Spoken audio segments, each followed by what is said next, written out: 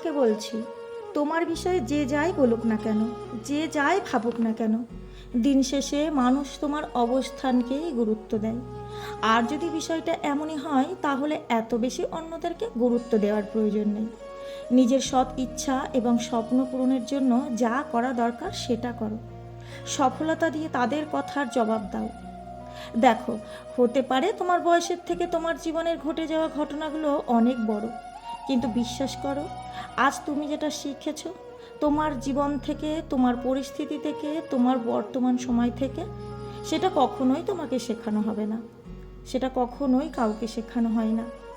আমাদের খারাপ পরিস্থিতি, আমাদের কঠিন পরিস্থিতি, আমাদের পরীক্ষিত সময় আমাদেরকে অনেক কিছু শেখায়। এমন কিছু শেখায় যেটাকে কোনো বইয়ের পাতায় লিপিবদ্ধ করা হয়নি, যেটাকে থিওরিটিক্যালি ব্যাখ্যা করা সম্ভব নয়, শুধুমাত্র প্র্যাকটিক্যালি অনুভব করতে হয়। তবে মনে রেখো, এই সকল শিক্ষাগুলো তোমাকে সময়ের আগেই ম্যাচিওর করে দেবে।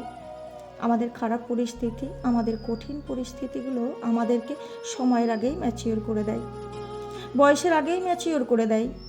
আমরা মনে করি বয়সের সাথে ম্যাচিউরিটি আসে, এমনটা কিন্তু হয় না। অনেকে আছে যাদের 30 বছর বয়সেও ম্যাচিউরিটি আসে না, আবার অনেকে আছে 15 বছর বয়সেও ম্যাচিওর হয়ে যায়। আসলে আমাদের খারাপ পরিস্থিতি আমাদেরকে শেখায়, আমাদের খারাপ সময় আমাদেরকে শেখায়। সময় তো সব থেকে বড় শিক্ষক, সময়ের থেকে বড় কোনো শিক্ষক নেই।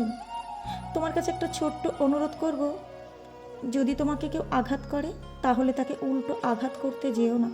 কিন্তু হ্যাঁ, তোমাকে আঘাত করা মানুষগুলোকে জীবনে দ্বিতীয়বার সুযোগ দিও না। দেখো, মানুষ ভুল করে, আমরাও ভুল করি। ভুল করাটা খারাপ কিছু নয়, কিন্তু ভুল থেকে যদি কিছু না শিখি সেটা তো খারাপ। ভুল থেকে কিছু শিখে সেটাকে যদি নিজের জীবনে প্রয়োগ না করি সেটা তো খারাপ।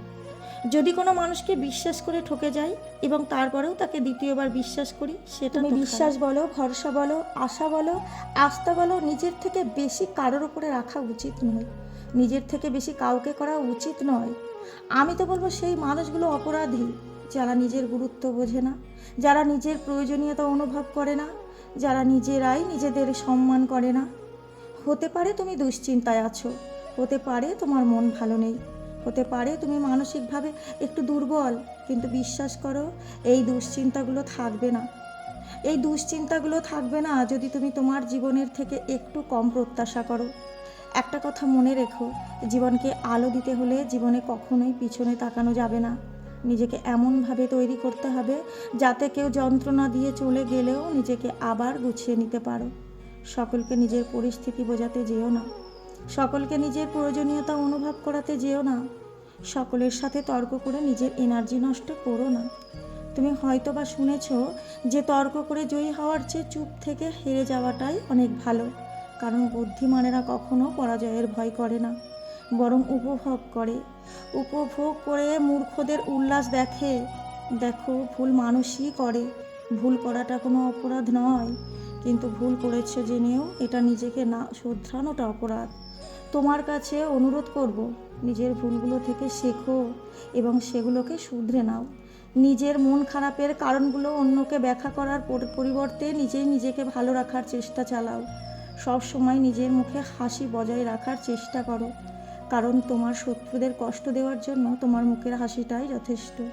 এবং সর্বোপরি নিজের প্রতি দায়িত্ববান হয়ে ওঠো।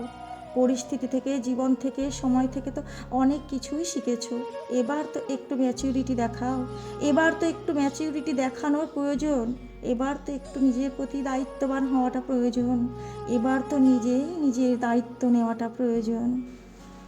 আচ্ছা বন্ধুরা, ভিডিওগুলি তোমাদের কাছে কেমন লাগছে অবশ্যই কিন্তু কমেন্ট বক্সে জানিও কেমন। আর ভিডিওটি যদি তোমরা এখনও দেখে থাকো, যদি তোমাদের কাছে ভালো লেগে থাকে, একটা লাইক করে দিও।